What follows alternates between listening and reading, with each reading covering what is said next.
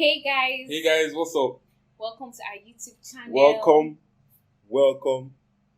Yes, just I have to say welcome 3 times so that you properly welcome. If you say this once, you won't feel so welcome. If you say it 2 times, it won't be enough, so 3 times. Alright, welcome. Yes, we have said it. Welcome guys, we're so happy to have you guys here and we have amazing news to share. Yeah. Drum roll. Woo! We have hit 1,000 subscribers. 1,000 subscribers!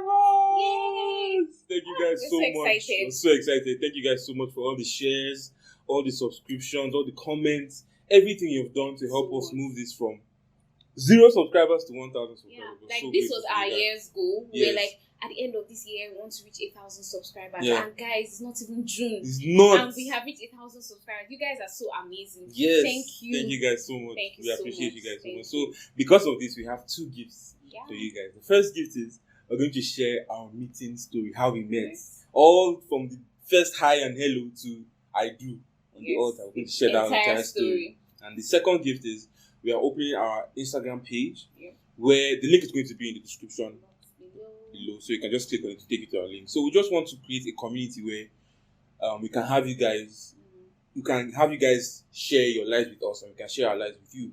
Where if you have any private question you'd like to ask about relationships, you can reach out to us through the DMs. Yep. And we can answer those questions. Exactly. Yeah. Send us a DM about questions you have. Yeah. About suggestions of topics you'd like us to talk about. We'll also be doing like voting polls where we get to vote about stuff we need to talk about and all that. Yeah. It will basically give us the opportunity for you guys to be more involved in our lives and for us to connect with you on a deeper level. So we'll share more photos, videos of our everyday lives and we believe Instagram will be the best platform for this. So just follow the link below and follow our page. The Instagram page. Thank you so much.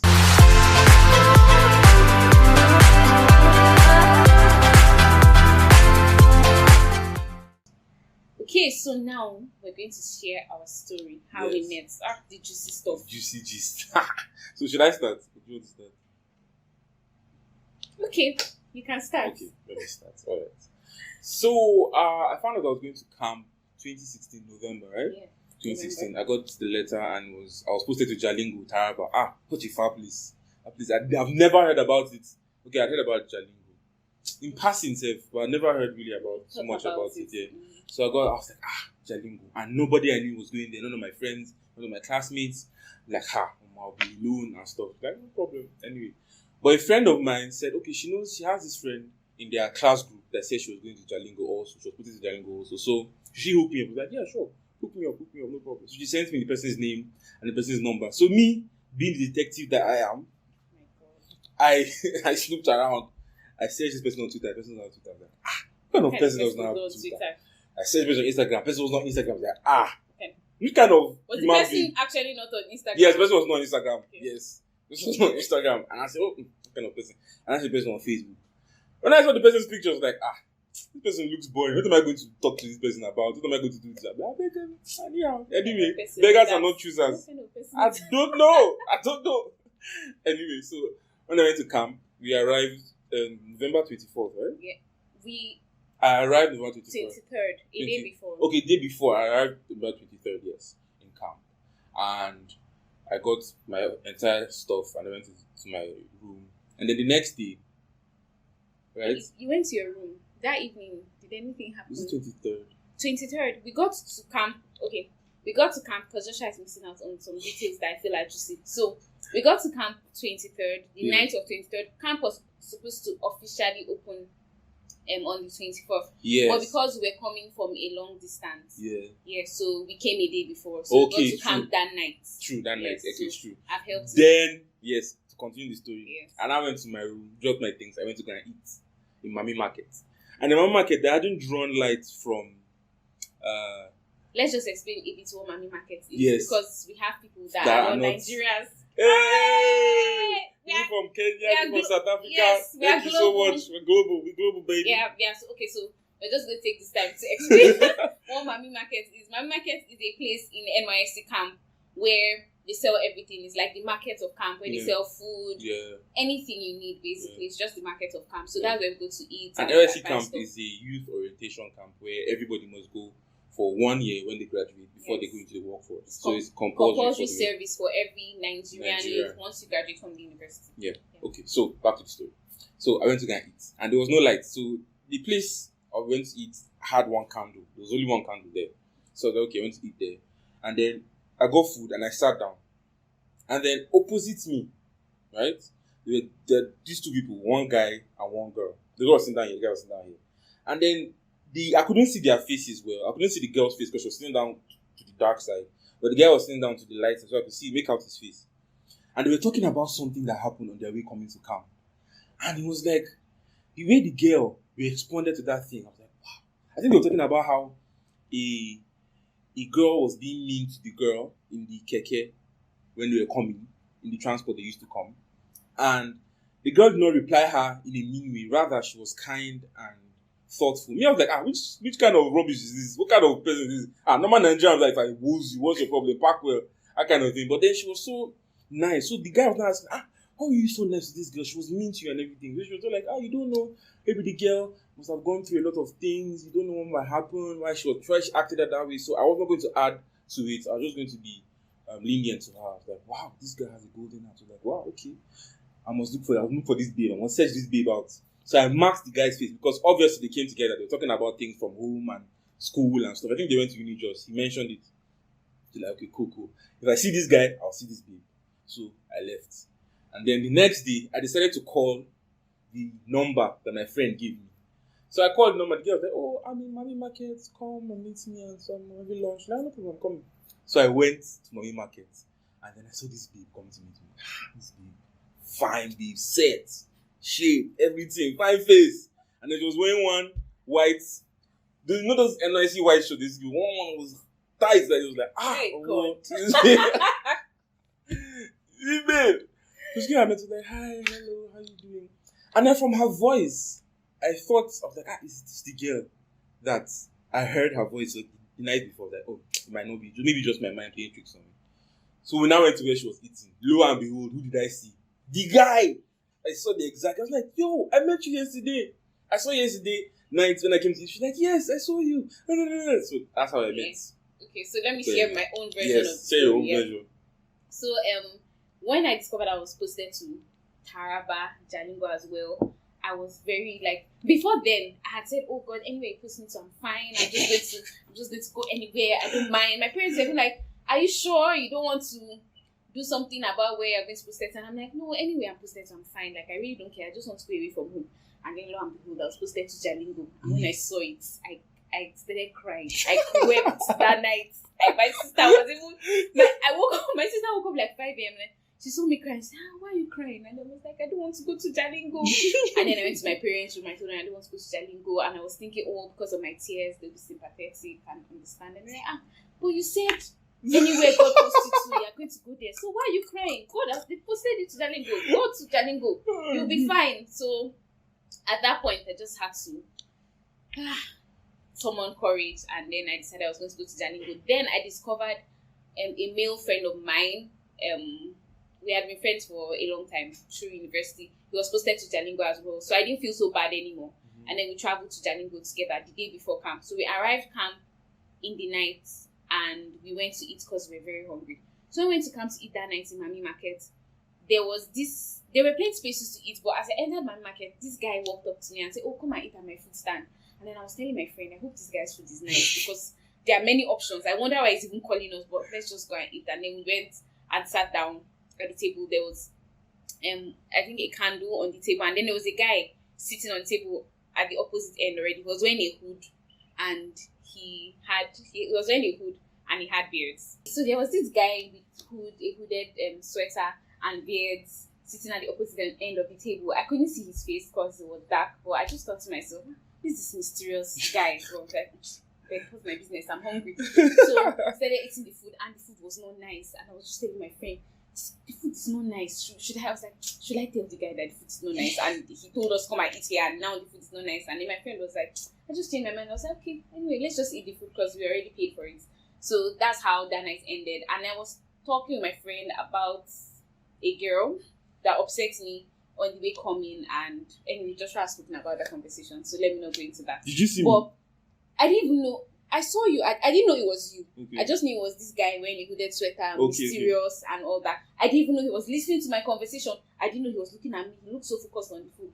And I didn't even, honestly, I didn't even pay any attention to him. I was just talking to my friend. Detective. Like, I'm a people watcher, so I watch people well. You understand? Wow. I can do it. You understand? Please. So the next day, in Mami Market, I get a phone call. Oh, I forgot to mention that my friend, my classmate from secondary school, sent me a message saying she knows someone that was posted to Jalingo as well, and the person doesn't know anyone. Can she give me the person's number? So I thought it was a girl. I was like, oh, send me her number. She's like, no, it's a guy. So I said, okay. So she sent me the number.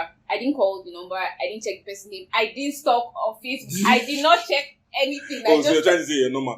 You're not stalking his number now. You're abnormal. I just like, all right. I just totally ignored the number. I'm like, whatever. Anyway, so the next day I got a call from the number and he said, oh, I got your number from your classmate and all that. Where are you? I said, I'm at Mami Market. So he came to meet me, and then when I saw him, I'm like, wow, this guy is fine. I was not expecting him to be fine. I don't know why, but he was like tall, handsome, beard, like he was my spec. Like, it's like, why does this guy have to be so fine now? It's going to be so hard. It's going to be so difficult to be his friend. Why is it, if he was not fine and short and like, I just friend-zoned him easily, But now he just happens to be my spec. I'm like, okay, let me just try to be this guy's friend. So that's how we met that day. So should I go on? No, let me continue. All right. When you were talking, I actually remember that we actually tried to change my posting too. Because I didn't want to go to Jalingo. My family tried, but it wasn't working. We had tried to do long legs, but it didn't work. We could not change it. So I had to go to Jalingo. Anyway, so when we met in camp, I just got so comfortable around up there. Not like I used to be a bad boy anyway. And I felt like it wasn't from a place that I would chide this babe. I knew that there was nothing that could happen between me and this girl. First and foremost, I'm dark, she's light. So I wasn't even a believer then. So I was like, there's nothing. But I just enjoyed talking with her. I enjoyed her company. So I sought her out all the time. Like, we're always together. In camp. We're always together, always gisting, always. And we had similar hobbies. Reading books and stuff. So we're talking about the books we love reading. And we just spent most of our time together, actually. Even during parade. During parade, we'll be gisting together. Our platoons were beside each other. Because in platoon 1, I was in platoon 2. So we'll just be behind and be gisting. Sometimes we even line up in my own platoon until my platoon gets punishment. When I run to our own platoon and everything. But it was so much fun. So, like, we just became such great friends. We were always together. Joshua was so easy to talk to. Like, we spoke about everything, kinds of food, and we liked. We spoke about kinds of books we like to read. I spoke about God. We spoke about relationships. I spoke about how, for me, like, I felt you should not have sex while you're dating. Sex was meant for marriage. I said that's rubbish. Joshua was like, is that even possible? Like, why won't you have sex while honestly, I thought you were lying. And I thought you was like, what kind of... I wasn't saved then, just to be clear. So I was like, what kind of... Find it like this. No, it's not possible. So when I told him that I don't believe you should have sex in a relationship until your mind is like, what?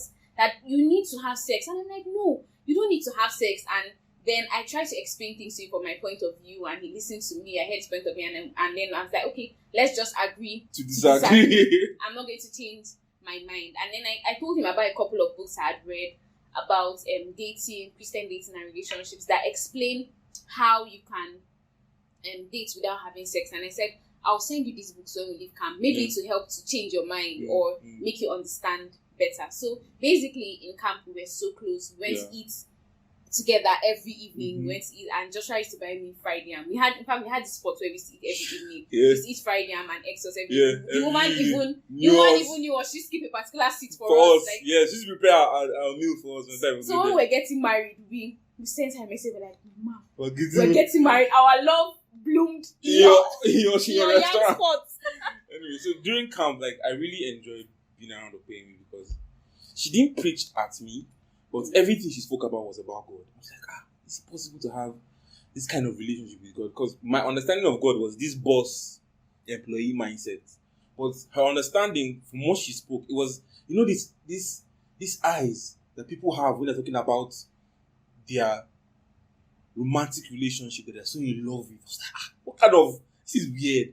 But it was so, it drew me in so much. So that's why I enjoy spending so much time with her, because she spoke about God at every breath she could have. Anyway, every conversation. I was doing that, honestly. Anyway, so it was so much fun and refreshing, and I used to struggle with a lot of depression and suicidal thoughts during that period. But being around her, I didn't have that. So I sought out, like, no, every moment of every minute. Some guys are trying to check. Some guys are trying to check you. But because I was with her, all the time they couldn't get into it. So, I remember I had people that used to tease me then. I used to call him Mr. Right. Yeah. And see your Mr. Right is coming, because we're together like most of the time. And then we had people tease us too that, oh, you guys are doing camp love. When you leave camp, it's all going to end. And I had that fear as well. But I'm like, anyway, we're not dating, we're just friends. Let's see how it goes. And I enjoyed spending too much time with Joshua that in camp we used to go and watch soccer together. Because Joshua enjoyed watching soccer. And that was an amazing that was the first time for me that was actually, because soccer has never been my thing. So that was the first time for me that I was actually trying to enjoy soccer. And for the first time, I actually did enjoy it with Joshua. He explained it to me, and I was like, oh, it makes so much sense.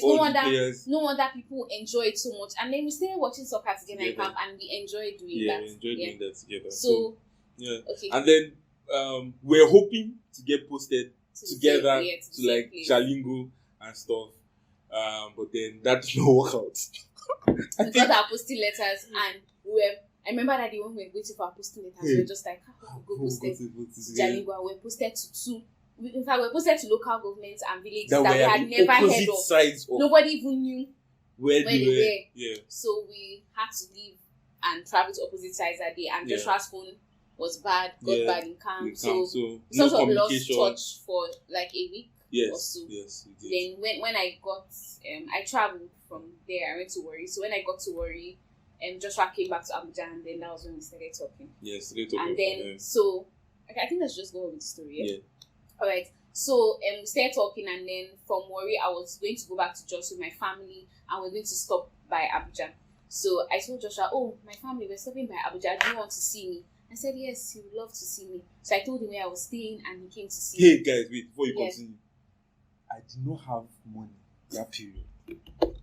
But because I was trying to impress Babe, because I realized, okay, there's nothing that can happen between us, but this girl is amazing. Like, she's a nice person, so I just wanted to impress her.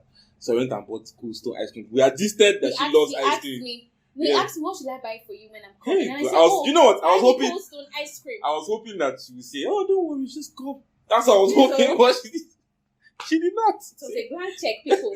So my last card, do you know, I had done it such that I would buy the ice cream, drop to her house, then walk, I'll trek to a certain place, far, then take her along home. So that was my whole calculation. Go on. Alright. So before then, I think in camp, I had told Joshua that I was in a relationship. So I'm like, oh, we can just be friends. Because while we're talking about it, I said, oh, I'm in a relationship right now. I'm dating someone. So all we can do now is to just be friends. Okay, so as Joshua said, he used his last card to come and see me. Which, of course, I didn't know was the last card. I thought it was this guy with a lot of money who was buying me ice cream. Doesn't matter anyway. Because in camp, I mean, Joshua was buying me dinner like every day. Premium, just spending money. So I remember I even teased him. I'm like, if you didn't marry me, wow, all that money you spent on me in camp would have been lost. But because you married me, it was an investment. Yes, investment that overturned, and I got returns. You're still getting returns. Yes, it doesn't. You understand? It was a good investment. Really good investment. Back to the story. So when Joshua came to the house, I remember my mom was so friendly with him. She was so nice. Actually, when I entered the house, my mom looked at me for like a minute or 30 seconds, puzzled. Like, she was just puzzled looking at me. And I thought it's because I had beards and I just looked like one bad guy. But then she was so friendly with me and everything. It was nice, actually. And your dad too. Yeah, my dad is like really quiet and reserved. But that day he had a conversation with Joshua for like 30 minutes. They were just talking uninterrupted. And my mom and I were shocked. They're like, Daddy doesn't talk. Why are they talking? How are they getting along so easily? And I remember being upset because at that time I was in a relationship with someone, and the person I was in a relationship with, my parents didn't like the person, did not approve of him, did not approve of the relationship and all that. So they were not exactly welcoming towards him. So when I saw how welcoming they were towards Joshua, I was upset. I'm like, they don't even treat the person I'm dating like this. Why are they so nice? This guy, they're just meeting him. They don't know him. Why is my dad gisting with him? And all that. Anyway, so after that day, I didn't get to see Joshua again till this was December. I didn't get to see him again till this was December 2016. Yeah. I didn't get to see him again till August 2017. All right. So within that time, she sent me the books that she promised to send him on Christian relationships and dating. So, I sent them to him as a Christmas gift. As a Christmas gift. It really blew my mind. I was shocked. Anyway. So when I got the gift, actually, yes, when I got the gift, I was like, man, this babe likes me. This babe is digging me. So and I said, let me ask her out. Because normally I would be friends with you and everything, and then I'll now ask you out, and then you can't say no because we're really close friends. So I expected the same outcome. When I asked her, she said no. I said, wait, I thought it was network. Network was like, sorry, I didn't hear you. She said no. For the first time in my life, nobody had ever said no to me before, but she said no to me, and I was like, wow, okay. So I removed that from my mind, like, fine, cool.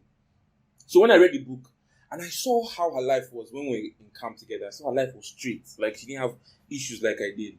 I said, oh, I've tried everything to stop, to be free from the addictions I had and the depression I had, and nothing else. So let me just try this God and stuff. So within that period, I got saved. I'll put a link to the video of my salvation story here so you guys can watch it. Within that period, I got saved. And then I'm like, oh man, this is amazing. I love God so much. And I said, I'm not going to get married because nobody can love me the way God loves me. So I'm not getting married. I don't care about anything. I don't care about anybody. I just want to love God and continue. Paul did it so I can do it. So yeah, no Paul. Your name Paul? So I think it was on my birthday. On my birthday, I was fasting. So I was like, oh God, you've given me this life. What can I do in return? Because you've given me this life. It's definitely not mine. I want to live for you. What can I do? So my birthday, I was fasting. And I think towards the end when I was praying to break my fast. And I got this vision, right? I got this vision of me and Ope. We were teaching in a auditorium. Right? And then she was teaching girls this way, I was teaching boys this way. And we're talking about relationships. And then in the vision, I knew we were married. I don't know how, but I just knew we were married. I was like, After I finished, I was like, wait, God, I say I don't get married. It's me and you in this thing. Why are you casting me like this? And everything. But then I said, maybe it's just my mind playing tricks on me, so I just let it go. But the days following, because we're still friends, we're still talking, and then I kept on getting more confirmations in my spirit. I kept on thinking, fantasizing about us getting married, being together, and all these things. Like, man, I didn't really like her like that. Then I liked her, but I was like, really? So I continued just thinking about it in my mind, and the more I thought about it, the more I liked her. The more I looked at her, okay, no problem. I'm going to ask her out. And the Holy Spirit said, no, I should ask her out. I should wait. I was like, so why have you been showing me all these things if you want me to wait? I said, fine, so I'll wait. So within that 6-month period, from January to August, right? Yeah, that's 8 months. 8 months. January to August. 8 months. 8 months, yes. Within this 8-month period, I was so in love with her. I had fallen in love with her, like, already. Because we were still talking, we were just friends. And the Holy Spirit kept telling me, just wait. Just wait. Be patient. Wait. I think your mom even called me. One time. She called me and she was like, I can see you're getting really close to my daughter. What are your intentions? I said, honestly, then I was we were still 7. Then I told her, Ma, I'm going to marry your daughter. I'm going to marry her. She was like, okay, all right. So, how does Ope think about it? I said, I've not told Ope yet because she's still in a relationship with somebody else. So I'm not going to, I don't feel the release to tell her. She's like, okay, talk. It's all up to Ope. Let's see how it goes. Okay, no problem. So during that period, the first time when Joshua asked me out, I was still in a relationship with someone else. Yeah. And I never wanted to double date. I don't double date. So, like, I felt I was in a relationship with someone, and because of that, I could not have a relationship with him, which was the right thing to do. So I told him no. And I think I also told him my reason that I'm in a relationship with someone else. Even though at that point, we were good friends. I liked him. I was attracted to him. He was a handsome guy. He was nice. Like, I really liked him, but I wasn't just going to jump into a relationship with him based on feelings. I felt like I already had a commitment with this person, and I wasn't saved then. Yes, and he wasn't saved as well. Like, he wasn't saved, and I wasn't going to date someone that was not saved. I could see all the red flags. I mean, he wanted to have sex in a relationship. I was not ready for that. He did not understand God and love God the way I did. So I knew he had a lot of growing to do. And if we were ever going to be in a relationship, he had to come to meet God on his own terms, not because of me. I wasn't trying to be in a relationship with him and then drag him over to the God side. You know, I knew that he had to find God for himself. And after he found God, then go into a relationship. So I said no to him, and I said I was going to focus on my relationship, try to make my relationship work. And I felt that if my relationship worked, maybe my parents and other people would come around. But I didn't feel peace in this relationship. You see, whenever I thought of getting married to this person, I felt fear. I was literally afraid of getting married to this person. Whenever I thought of getting married to them, like, I would just push the thoughts back of my head because of that fear that would grip me. And marriage is not something that you should look forward to with fear. Especially when you're with the right person, you look at marriage with joy, with excitement. You want to get married, you can't wait, you know. So, and aside from that, I kept on praying about my relationship with this person, and I just kept on, you know, being convinced in my spirit that it was wrong. As I was reading God's word, praying, listening to sermons, I was trying to learn more and understand more how God speaks to me at that time. And so I got convinced, like, in my spirit, that it was time to end that relationship. And it was so difficult. I was scared to end it. I was even scared to end it with the person. I met them physically, but I couldn't do it because I was so scared. And then I eventually ended up sending them a message over WhatsApp, which was bad anyway. But finally, I ended that relationship. So I now told Joshua, oh, I've ended my relationship. I'm single now, but I need a break. I need time to heal. I need time to pray. I just need some alone time because I don't want to carry baggage from my previous relationship into our current relationship. Also, I need to mention that while I was dating to that guy, my mom was always asking me, she told me, how is Joshua? Like, almost every time, she said, how is Joshua? And I'm like, I said, mommy, he's fine. Oh, are you guys talking? I'm like, and we're talking. She was always asking me about, at one point, I'm like, mommy, why are you always asking me about Joshua? I'll send you his number if you want to talk to him. She said, okay, send me his number, which I did. And that's when she called me. Yeah, I guess that's when they spoke. I didn't even know they were talking and everything. I was just wondered why she was constantly asking me about Joshua. Anyway, so I took time to heal and pray. And during that period, one of my prayer points was I kept telling God that I want to be sure that Joshua is my husband before I go into a relationship with him. I'm not just ready to just date, you know.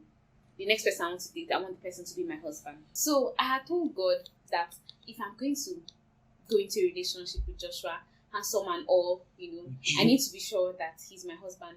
I need to be sure that he's the man you want me to marry. I don't just want to go by my feelings, because of course I was attracted to him. I loved him. We were friends and all that. But I didn't just want to go by my feelings. I wanted to be led by God. So I was just praying, and I felt at peace with the entire situation. But I wasn't just satisfied with peace. Like, I wanted something concrete, you know, something I could hold on to and say, yes, it was at this point I knew that I was sure that Joshua was my husband. At this point, he already told me that he was sure, because he had been giving me signs. I was sure. He had been giving me hints. I was so sure. I was so sure. It was like, when I was like, babe, I'm praying, I want to be sure. He said, oh, take your time. But as for me, I'm sure. So just take time to get your own assurance. But as for me, I've gotten my assurance. And I was, the Holy Spirit told me that I should know where she'll get her own assurance. So I was like, take as much time as you want. We were even talking. I didn't even reach out to her. I just said, just take your time. So, yeah. So one time I was chatting with him, and before then, that my service here, I wanted to receive the gift of speaking in tongues, and I had read books on it. I had listened to sermons and all that, but I had tried, but I wasn't speaking in tongues yet. So I kept on wondering, was it something I wasn't doing right? Was it a problem I had? Like, I was just puzzled about it. And then one day I was talking with Joshua, like we usually do, and I mentioned it, and I said, oh, I don't have gifts of speaking in tongues. Actually, I led you to say it. Like, I was asking you cunningly so you could say not because I think it was in January, after I got that first vision. I got the second vision in February, and in the vision I was with her. I had laid my hands on her, and then she started speaking in tongues. So let me just say that my husband is a visionary. He sees visions. Wow. I don't know, I laughed. That was funny. That was very funny. Yeah, visionary. Anyway, so after that happened, I saw the vision, and I knew that, okay, I was supposed to come to you and then lay hands on you, and then you get the gift of tongues. So I didn't know how to ask. How do you ask? You don't have to speak it, I'm supposed to come and do all that kind of thing. So I've formulated a way to kind of ask cunningly and stuff. So yeah, that's what happened. Yeah, so I just told him I don't know how to speak in tongues, and he was like, I already know. And I'm like, you already know. I said, what do you mean you already know? So he said he's going to come to Jalingo to visit me for my birthday. He wanted to come to visit me in January when he asked me out, but I said no. In December. In December. Yes. No, actually out in December. Okay, so in January. Planning to come in January. He wanted to come and see me in January, but I said no. She didn't come and see me. So he said, okay, for a second time now, he asked and he wanted to come and see me because my birthday is August 6th, and he said he wanted to come and see me for my birthday and just celebrate my birthday with me. So he said when he comes, he's going to pray with me for me to receive the gift of speaking in tongues. And at that moment, I said a prayer in my heart and I said to God, if Joshua is my husband, when we pray together, I want to receive the gift of speaking in tongues. Okay? So I just said that. So Joshua came to visit me for my birthday. He bought a lot of stuff. Like, I had a Bible club in Jalingo then, so he bought biscuits, he bought sweets, chocolate, he bought so many things. Like, God, on my coppers I saved them. I've been saving the things he bought for me. I was like, oh my God, I've been saving since February when I knew I was supposed to come and see you. Everything I said I wanted. I said I like mini me chin chin. He bought one big container of mini me chin chin. He bought me chocolate. He bought me all the assorted biscuits. He just bought so many stuff. His box was full. When I saw everything, I was like, wow, my God, still love. Nobody has bought me. No one has bought me stuff like this. But I was really like excited and happy about everything. Excited about the fact that he loved my Bible club too, and he was passionate about it. He even brought stuff for the children. That touched my heart. So then he came. The next day, that was on Saturday morning, we decided to climb the mountain. We decided to go hiking. And we did some white people things. So tell me. Which one is hiking? Anyway, we went hiking. Nigerian people hike. What do you mean? Okay. Yeah. So we decided to go hiking. And then we climbed the mountain. And then Joshua photographies. I'm bad at photography. I'm going to put the pictures up now. So you'll be seeing the pictures as things are going. So we took like really nice pictures of me. Amazing, beautiful pictures of me. And then after that, we started singing, played music, started singing on the mountain, worshiping God, and then I started speaking in tongues, and then we spoke in tongues for a while. And it was just an amazing worship experience. Beautiful. Honestly, I look forward to going back to that mountain and like just praying on that mountain again. I don't know when we'll get to do that. I got goosebumps. But it was amazing. When we were praying, when we started worship, when the Holy Spirit told me to say now. So I now held your hand. And then you now started speaking in tongues. It was just really beautiful. It was thinking about it now, just being so much. Yeah, so at that moment, after I finished speaking in tongues, I could not even believe it, that this was me speaking in tongues. This was something I had been longing for. So after we finished praying, I just held Joshua's hand and then I said yes. And he was like, yes, what? And I said, yes, I can get married to you. I can date you. In fact, I don't say I can date. I said I can get married to you because what I was asking for was not confirmation to date him, was confirmation to marry him. And then I got my confirmation. I said, this was what I was asking God for. I know you have been sure, but I told God that if we pray together and I spoke in tongues, that will be confirmation for me. So at this point, I just want to state that God speaks to us differently, and then have grown in my knowledge and understanding of God. If I was going to, now when I'm asking God to lead me to do stuff, I don't say, God, if this happens, then I'll know that you're leading me. No, because I know that that's not primarily the way God leads. The primary way God leads is by His Spirit within us. And you have to learn to know how God leads you in the little stuff. In school, in what to read, in your business, in who to reach, in who to call, in how to do stuff.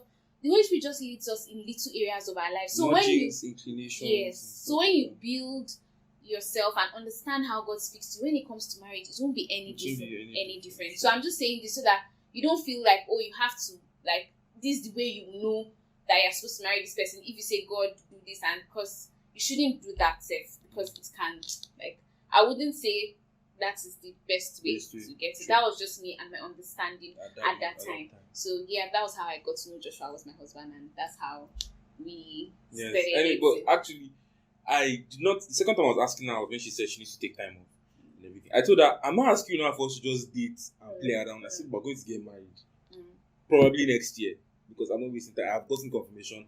I've gotten the that I was supposed to get married next year and everything. So if you say yes, you're saying yes because getting married. So when she said yes, when you said I can get married to you, that was the entire thing. And I can remember after that, I think you called your mom to tell your mom. Yeah. Your mom was like, okay, you guys, this is like, yeah. My mom now said something that really blew my mind. Her mom said, the 3 years prior, have you?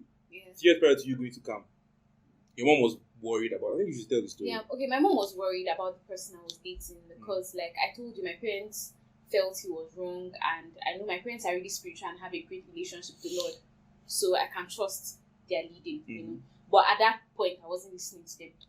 So anyway, my mom said the relationship was wrong. I wasn't listening to her, so she was really troubled. So she started praying for me, and then she was pouring out her heart to God, and she was like, God, I don't want my daughter to make a mistake. That's 3 years prior to. Yes, 3 years prior to when I went to camp. She said, I don't want her to marry wrongly. And God told her, don't worry, this guy she's dating is not her husband.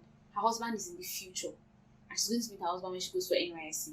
And my mom told me then, I remember, she always used to tell me, when this guy is not your husband, when you go for NYSC, you're going to meet your husband. I'm like, Mommy, please, what do you mean I go for NYSC? I'm going to, what kind of things? How do you know that I'm going to meet your husband? Please, what I didn't believe her.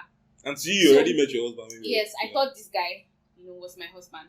So, when the day my mom saw Joshua for the first time, when she was praying that time, God showed, not only told her I was going to meet my husband in NYSC, God showed her a vision where she saw the face of the guy I was going to get married to. She saw what he looked like. Guys, see leading. Hey! See, I must be led. My children, I will be led for them. Yes, I will be led, and I will confirm, the leading. Anyway, so my mom saw what he looked like. So when she met him that day in Abuja, and she saw him, she knew he was the one. That's how her mom was staring at me. Yes. Weirdly. From that day, she knew he was my husband, and that's why she kept on asking, "What of Joshua? How about Joshua?" And what I appreciate about her is that she didn't tell you. Yes, she didn't tell me about this. She didn't tell any of us, so she didn't try to manipulate us to or come put together pressure on us in any way. She wanted us to find each other on our own. She trusted God to lead us to each other. That vision was amazing, and when I heard about it, when she told me about it, I was just ecstatic because she told me she saw my face, but not with my beard, because I had beard when I went to meet Oped in December. But she saw my face as I was then. That time, 3 years ago, I didn't have beards. I didn't have beards like this. So that's why she was looking at me, and the Holy Spirit now told her that, look, try to think without the beards. That's what your mom said. The Holy Spirit told her to do. When she saw him in the vision, God showed her a vision of the way my husband was at that time without beard. So when she met him in Abuja, she saw him, but she saw the beard. So it was like puzzling. And then she now saw his face. Imagine him without the beard. And she knew he was the one. So it was... when your mom told me this thing, I was like, God is so intentional. God is so intentional. This was like, remember, she saw this vision because she was troubled about me, the person I was dating, and about me making a mistake and marrying the wrong person. And just to soothe her, God showed her the person I was going to get married to. So when she met Joshua, she was already at peace. And my mom never told me about her vision until I called her to say, oh, I just said yes to Joshua. And she said, I've been waiting for you to tell me this because I have something to tell you. And I'm like, what do you have to tell me? And then she said, I've always known Joshua was your husband from the first day I met him, and I was blown away. She told me how she knew. Do you remember when I told you when you go for NYSC, you're going to meet your husband? I knew you were going to meet your husband. And when I saw him, I saw his face. When I saw Joshua, I knew he was the one. It blew my mind. It really blew my mind. The love of God, the intentionality of God. So, like, with Joshua, I was sure beyond reasonable doubts that, in fact, till today, nobody can come and tell me that Joshua is not my husband, because God confirmed it to me in many ways. And you can only get this type of assurance from God. I remember people asking me during the wedding preparation, like, how are you sure? Are you sure? Are you getting cold feet? Are you getting scared? I never got cold feet or scared. What am I scared about? When I knew, I was sure that this is the person that I'm supposed to spend the rest of my life with. And aside from that, I have a friend, that also gave me a confirmation as well. A friend of mine that I told him I was praying about Joshua and I was going to meet Joshua, and he gave me a confirmation. I can't remember his exact words, but I know I got a confirmation from him because when I prayed with Joshua, or was it before I prayed with Joshua, he told me that God told him what I'm praying for, I'm going to get it. And at that time, I was praying that I received the gift of speaking in tongues from Joshua. So, like, that was an additional confirmation from my friend. So that was like when all of this happened, it was like, oh my God is in this thing. God is seriously in this thing. So I was like, I was excited because I was sure about it already on my own. So it now made sense why Oped's mom was calling me. Like, she called me, not just that time, she called me again just to check on me and everything. We're gisting. Like, we're actually gisting. So he even became friends with my mom before we started dating. So when we started dating and when he came to marriage, my parents they never opposed Joshua. They were so open to him and accepted him because God had shown them that he was their son and he was my husband. And I just want to also say here that as Christians, God also confirms to other people through other people that are led by the Spirit of God. They would God will confirm it to them so that you can be sure. God wants you to be sure. God doesn't want us to be guessing. The way you are sure of your salvation, I believe God wants you to be sure about the person you are going to get married to, even before you get married, so that it just helps you to be sure. Yeah, it does. And God does not work with fear. God does not work with doubt. Yes, those are from there. So if you're feeling those things, you need to check it. Where God is, there's no fear. There's no doubt. Yeah. We're not saying that things will not be difficult or you not have challenges, because we're going to do another, because this video has been extremely long. Sorry, we don't do videos long like this, but we have to go into detail with our story. But we're going to do another video where we talk about the wedding plans, challenges we faced, and all that. So after this mountain experience and we knew everything, so in my mind I started planning, okay, when I knew we were going to get married next year. I told her we're going to get married next year, but I was trying to plan of when I would propose to her. And then we finished NYC November again, right? Finished NYC November that year and passed out. So I was going to travel to Jalingo from Abuja. Because me, I redeployed back to Abuja. We didn't say that. I redeployed back to Abuja. I couldn't, the place they posted me, I was like, nope, I'm not doing this. I couldn't stay. I was like, no, I'm going back to Abuja. So my camp and everything was in Abuja. So after I passed out in Abuja, I traveled to Jalingo to go and help her pack. So I had planned it in my mind because we heard about back I think back to Jos. We love traveling, so we heard about Mambila Plateau. It's a nice place. Let's go and check it out. So that it's a nice place. It's a magical place. We're going to check it out and I'm going to propose there. I didn't know this. And I didn't have money then, so you know all these malams that sell rings on the road. So I used 400 naira and I bought one ring like this. Well, it was not even engagement ring. It was just a ring. Just a ring. But anyway, the silver ring. Let's not dwell on the ring. Not what dwelling on. Anyway, so all these things I was planning, and then I got the number of the LI. That's the copper in charge of coppers there in Mambila Plateau, and I spoke to him about my plans. We're like, oh yeah, they're very nice places to do all of the to propose and all of that. So I planned everything with him. I'm going to put the link to the video. Yeah, to our proposal video. So you watch and everything. So I proposed then, and then we got married the next year. The day we met in Camp, November 24th. Yes. So let me talk a little more about the proposal. So I didn't know Joshua was planning to propose to me there. So that day, we went like sort of hiking because the place where the waterfall was, it was like sort of steep. So we took bikes and we went there, and then eventually, when we got there to the waterfall, it was so beautiful, and Joshua was like, oh, let's go into the water to take a picture. And I said, okay, and gave his phone to someone. And then we're in the water, and while we're in the water, I was trying to pose for a picture, and then I just saw him kneeling down. Why are you kneeling down for the picture? And then he now started to talking to me, and I think the words he said were like, I've forgotten the words, but they were so deep, man. Deep brought tears to my eyes. Like, I can remember, but not exactly. I think you said you love me forever or something like that. You said, and this ring represents that you're going to love me forever. Anyway, so he knelt down and then said that I presented me the ring, and I couldn't believe it. I'm like, oh my God, what's happening? Am I being proposed to? What's happening? And then, so I was just looking at him, and I was just so emotional. Tears were coming to my eyes and all that. And I was just looking at him, and he was like, babe, answer me. My trouser is getting wet, because he was kneeling in the water. I didn't forgotten that he was kneeling down or in the water. I was just and the water was cold. I was just thinking the movement. Anyway, so when he brought me back to reality and my trouser is getting wet, I said yes, and so that was the moment we got engaged. Yeah. So we shared all this to tell you guys some very salient points. Yeah. One is that God does not choose for you; He chooses with you. Yeah, you have to be willing to his leadings, and He's not going to lead you to somebody you don't like. I mean, check out spec. Spec of his spec. Yes. You understand? So God chooses with you, and you just have to grow in your relationship with Him such that you know his leadings, even in the little things. So that when it comes to the big things such as marriage, you are sure. Because me, I was 100% sure. I knew it. Do you understand? Also, you need, like what I just said, you need to grow in your relationship with him so that you know when he's leading you and how he's leading you. Yeah. So you can be 100% sure when you're getting. God does not want us to be.